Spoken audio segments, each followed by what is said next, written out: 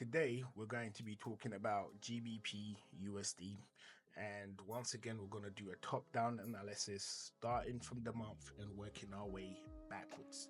Now if you find this content useful, make sure you hit that subscribe button, turn on the notification and drop us a like. And also as well, if you want to know some of the currencies or commodities or indices that we're going to be talking about, take a look at the description section where you will see a list of some of the assets that we're going to be talking about throughout the week and the up and coming weeks moving forward. So with all of that said and done, we're just going to get straight into the analysis for this for today. Okay, so first things first, GBP, what we're looking at right now literally takes us all the way back to, I say, 2003, right? Most of the details in that is not really necessary, okay, but however, we are going to use them just in case they come in handy down the line. So the first thing I'm going to look at, rather than drawing a trend line from up here, right? So drawing a trend line from up here, we're just going to mainly focus in this area. We're just mainly going to focus in this area for now, okay? So as we can see with what's happening in this area, and this goes back as far as, if I was to look at the low point, as far as 2022, okay? So what we're going to do is we're just going to do a little trend line over here, just give us a bit of an idea as to what's going on, okay? And we can kind of see from this point over here that we should, in all fairness, be expecting some kind of price retracement downwards, right? So down into this direction, because let's face it, the pound obviously is in a terrible state right now, okay? It's just getting lower and lower and lower, so it is pushing up at the moment, but ultimately I think it is going to collapse some more downwards, just due to the fact of how things are basically looking. I mean, I'm in the UK, so I can literally see it with my own two eyes. So with that little rant out the way, we've got a little ascending channel which is on a monthly, goes back a year or two, right? And then we're going to go into the week to see what else has been happening in that week, see if anything in here kind of pops out, okay? And nothing so far does, nothing really jumps out in regards to what we need to do.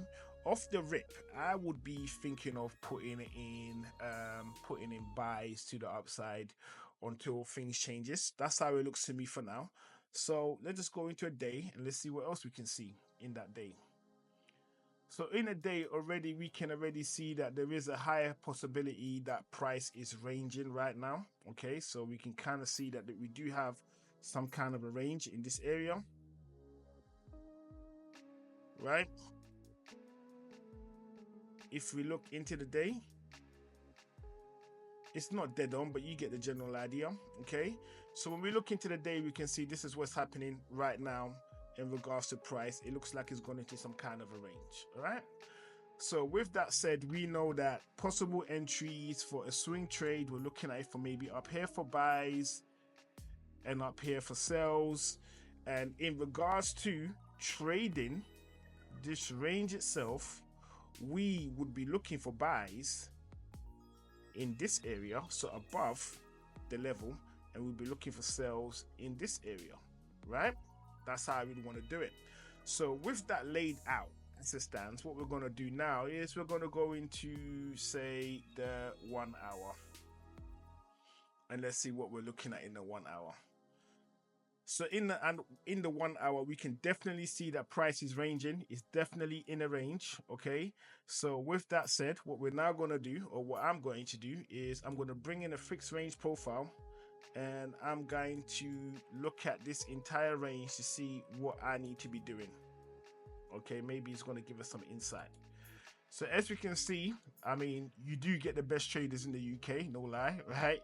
They're doing all the things that make sense, right? So already we can see off the rip that they are anticipating price moving upwards, right? So we can see that most of the buyers right now, most of the traders right now are sitting down here, right? They've all locked in buys and they're all in this location right here, okay?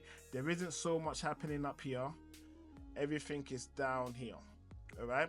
So if I was to put forward any form of recommendation in terms of how I would be behaving in this market is, first off, I would wait to see what price does when it gets to this location over here. When price gets to this location over here, these are the levels that I will be looking at, especially for a short hop, right?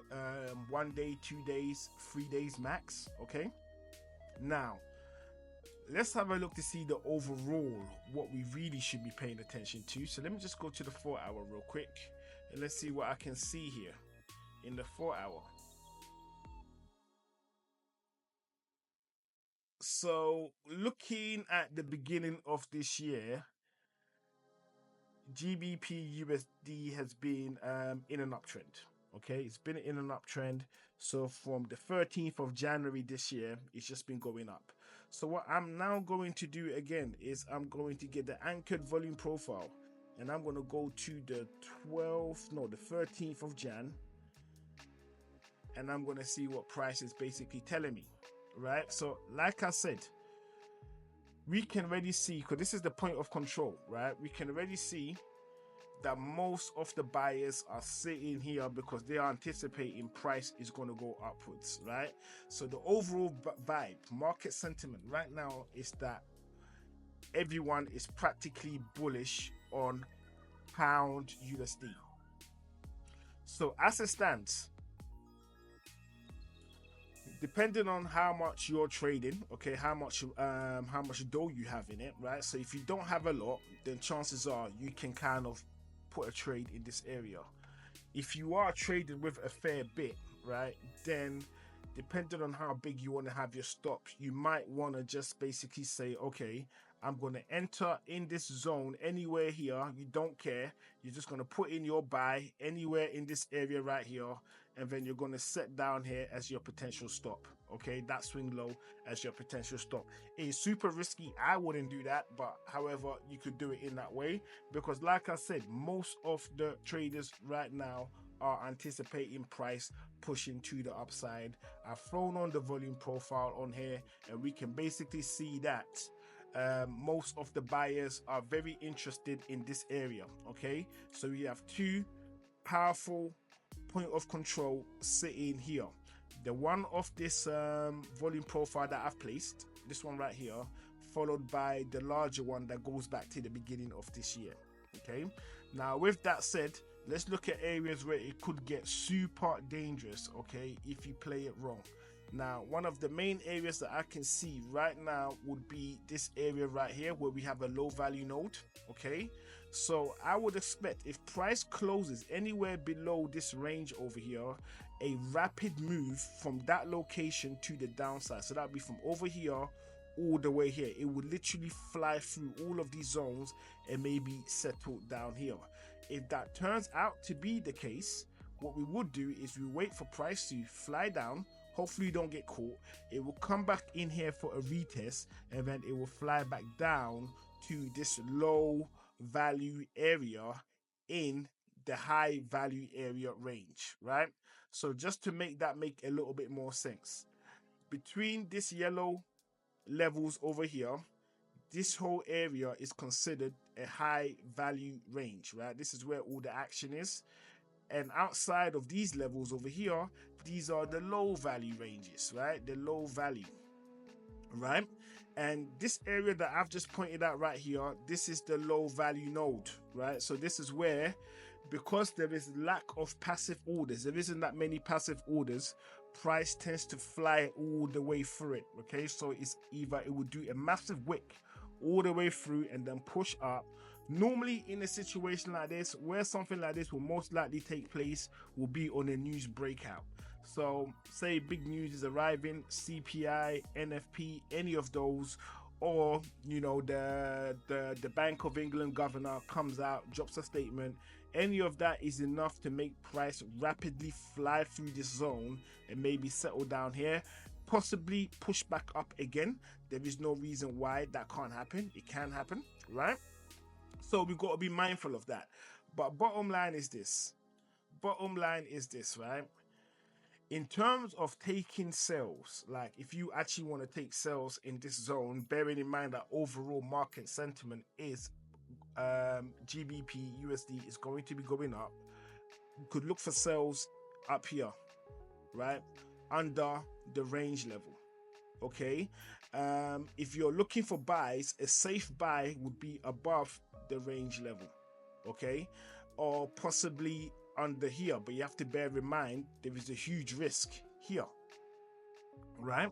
So that's how I would kind of position myself in terms of what to do and what not to do.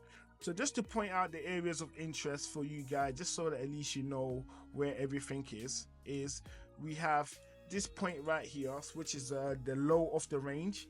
So you could be looking for buys from that location, or you could wait for a close below that location to put in your sales, and that would be 1.32468, right? That's that level right there.